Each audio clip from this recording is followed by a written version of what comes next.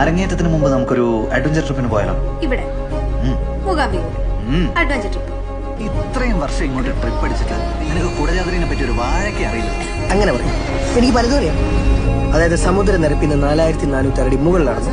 മഹീന്ദ്ര ജീപ്പിൽ മാത്രമേ അവിടെ പോകാൻ പറ്റുള്ളൂ. മുകളിലെത്തി കഴിഞ്ഞാൽ പിന്നെ മലയാളികളെ തട്ടിയിട്ട് നടക്കാൻ പറ്റില്ല. 90 വയസ്സുള്ള അമ്മൂമ്മമാരെ കുട്ടുപോലെയല്ലേ കയറി പോണേ.